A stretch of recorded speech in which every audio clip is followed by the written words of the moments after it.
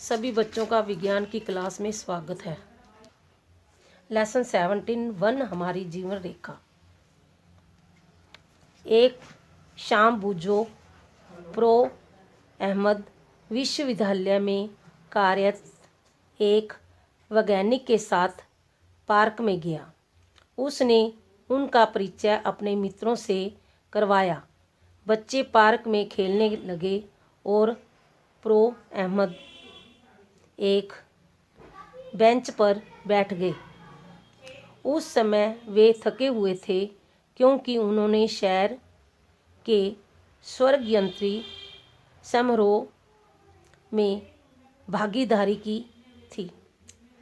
थोड़ी देर खेलने के बाद बच्चे उनके इर्द गिर्द आकर बैठ गए। बच्चे समारोह के बारे में जानने को बहुत उत्सुक थे। प्रमोद अहमद ने उन्हें बताया कि सांस्कृतिक कार्यक्रम के बाद वार्षिक नागरिकों ने शहर में फैली बेरोजगारी की समस्या पर चर्चा की थी। शहर के ठीक बाहर स्थित वन्य क्षेत्र को साफ करके एक कारखाना लगाने की योजना बनाई गई थी। इससे शहर की बढ़ती जनसंख्या को रोजगार पाने का एक मौका मिलेगा। बच्चों को बहुत अधिक आश्चर्य हुआ जब प्रमोद अहमद ने उन्हें बताया कि अनेक लोगों ने इस प्रस्ताव के खिलाफ विरोध प्रकट किया। वास्तव के खिलाफ विरोध का कारण बताते हुए प्रमोद अहमद ने बताया, हरे भरे वन हमारे लिए उतने ही आवश्यक हैं जितने हमारे फेफड़े हैं। इसलिए इन्हें पर्यावरण के हरे फेफड़ों भी कहा जाता है।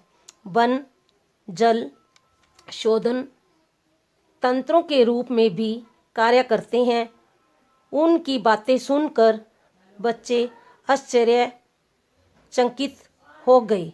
प्रमोद अहमद समझ गए कि बच्चों ने जब तक वन नहीं देखा है, बच्चे वन के विषय में और अधिक जानकारी प्राप्त करना चाहते थे। उन्होंने प्रमोद अहमद के साथ वन में जाने की योजना बनाई।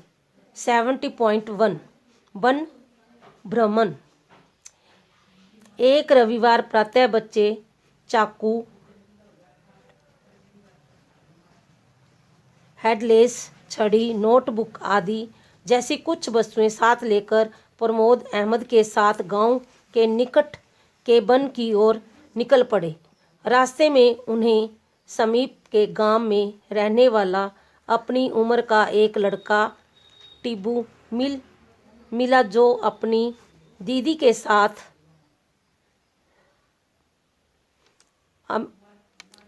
मवेशियों को चराने के लिए वन में से जा रहा था।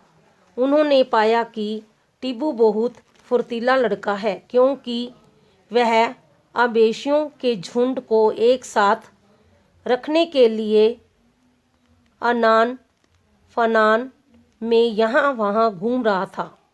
बच्चों को देखकर टीबू ने भी उनके साथ चलना आरंभ कर दिया, जबकि मवेशियों को लेकर उसकी दीदी दूसरी ओर निकल गई। जैसे ही उन लोगों ने वन में प्रवेश किया, टीबू ने अपना हाथ उठाकर सबको चुप रहने के लिए कहा क्योंकि शोर करने से वन में रहने वाले जंतु परेशान हो सकते थे। फिर टीबू ने वन में ऊंचाई पर स्थित ऐसे स्थान पर ले गया जहां से सभी वन का दृश्य व्यापक रूप में देख सकें। बच्चे आश्चर्य में पड़ गए क्योंकि दूर दूर तक देखने पर भी उन्हें कहीं जमीन दिखाई नहीं दे रही थी। विभिन्न वृक्षों की चोटियों ने भूमि के ऊपर हरा आवरण सा बना दिया था। यद्यपि आवरण समान रूप से हरा नहीं था। वहाँ पर ठंडी हवा मंद गति से बह रही थी और वातावरण शांत था। इससे बच्चे काफ़ी प्रसन्न और तरोताज़ा हो गए। जैसे कि ये चित्र 70.1 वन का एक दृश्य है, जैसे ये दिखाया गया है। नीचे आते हुए बच्चे अचानक वृक्षों की ऊंची ऊंची शाखाओं की ओर से कुछ विशिष्ट ध्वनियों का शोर और पक्षियों की चहचहाट सुनकर उत्सर्जित हो गए। टीबू ने उन्हें चुप रहने को कहा क्योंकि यह वहाँ की बहुत सी सामान्य सी घटनाएं थी। बच्चों की उपस्थिति के कारण कुछ बांदर ऊंची शाखाओं और वृक्षों पर चढ़ गए थे, जिससे वहाँ पर आराम कर रहे पक्षी आज शांत हो गए थे।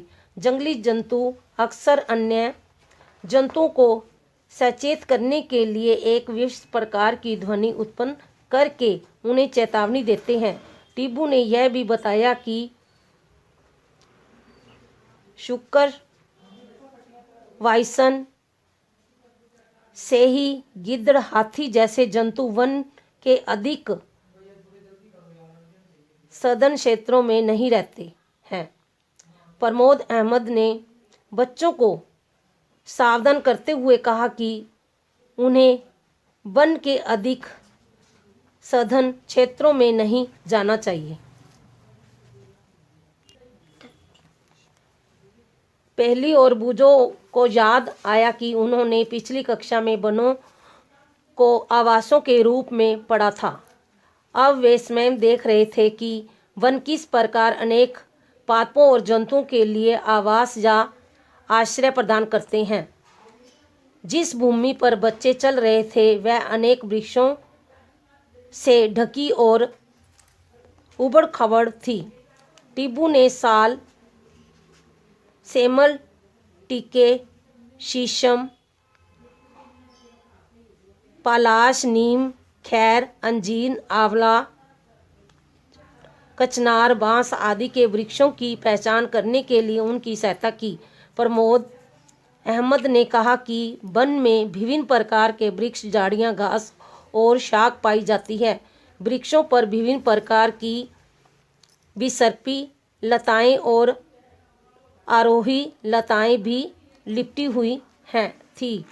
वृक्षों की घनी पत्तियों के आवरण के कारण सूर्य बड़ी मुश्किल से ही दिखाई दे रहा था, जिससे वन के अंदर काफ़ी अंधेरा था।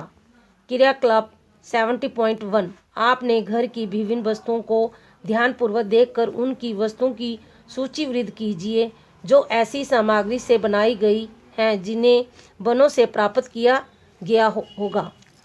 आपकी सूची में लकड़ी से बनी अनेक वस्तुएं जैसे ईंधन की लकड़ी, कागज, प्लाईवुड, बक्से, माचिस की तीलियां और फर्नीचर हो सकते हैं।